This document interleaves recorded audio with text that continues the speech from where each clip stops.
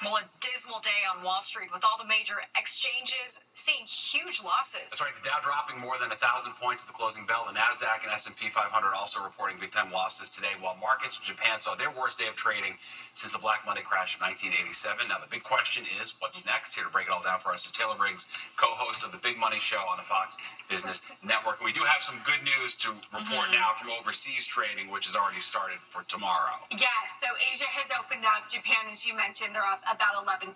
So trying to recoup all of the losses of today, which was their yesterday session. So the good news, as you mentioned, crypto never closes. So we're trying to at least sort of see if there's some stabilization.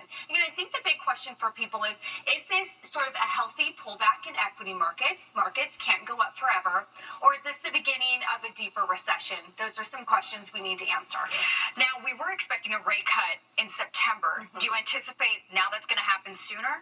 I still think September. Okay. I think a lot of people looked at the market today and thought, should the Fed come out in an emergency meeting and cut rates? I think that would actually scare the market a little bit more. That means that there's something deeper going on in the economy. There's a psychological play here, Totally. right? So I think the Federal Reserve, we will hear from him in a few weeks when he does his big speech at Jackson Hole. I think really wanting to set the groundwork for a September cut, but wanting to be careful with the messaging as to not spook markets even further. Yeah, for sure. All right, let's talk about, the average investor. It's always so hard to do the right thing when it comes to investing. It's always like when everyone else is fearful, you should be greedy. When they're greedy, you should be fearful.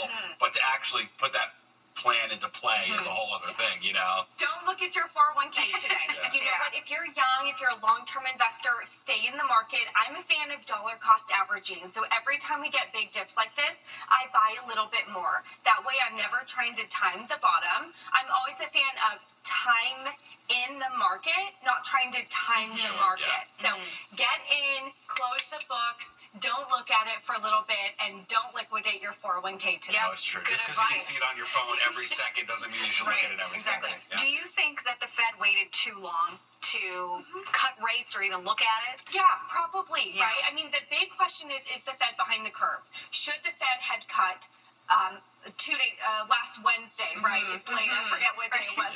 Last Wednesday, a month ago. And I think the interesting thing is when they had their press conference a week ago, Jay Powell, the head of the Federal Reserve, already knew those jobs numbers. Remember, they get a look at those jobs numbers 2 days before we do. His hair wasn't on fire, so he didn't panic, and so therefore we don't want to panic. But I think a lot of people are now questioning when the data changes, how do we now change in response? Maybe they waited a little bit too long. It's time to start thinking about cutting to re-stimulate the economy. All right. All the international issues going on, too, just to add to the fun, for sure. All right, Taylor Briggs, we appreciate it. Thanks so much. Thank you. All right, well, if you Google, Google's going to be the top hit. That makes sense. A judge ruling the tech giant search engine is monopolizing the market, a violation of federal law. Fox 5's Kendall Green joins us now with what this all means. Kendall, break it down for us. Hey, good evening, Steve and Natasha. I can't tell you the last time I've used anything other than Google in a quick search, and now I know why. It's because it's an illegal monopoly, according to a judge ruling today, and it will likely reshape how we get our information going forward. A federal judge delivered a major blow to Google in a landmark antitrust ruling Monday, siding with New York State Attorney General Letitia James and 38 others in a 2020 lawsuit targeting Google's illegal monopoly of online search engines. This lawsuit has huge impacts for how we get our information, also for antitrust law more generally. The suit alleged that Google, who controls about 90% of the online search market, entered into exclusionary contracts with other tech companies, including both Apple and Samsung, to ensure that its search engine was the exclusive default on most of their devices. In a statement, AG James called the ruling, quote, a major victory in our efforts to ensure all companies, no matter how powerful or influential, are held accountable when they harm others. Rebecca Hall Allensworth, an antitrust professor at Vanderbilt Law School.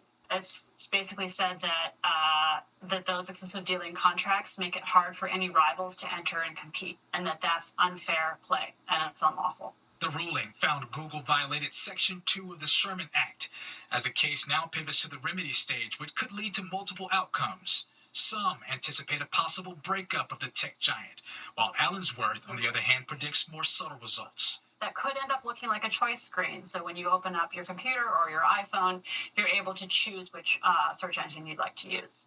The ruling also states that Google's illegal contracts deprived competing search engines like Yahoo, Bing, and DuckDuckGo of the scale and data needed to compete with Google.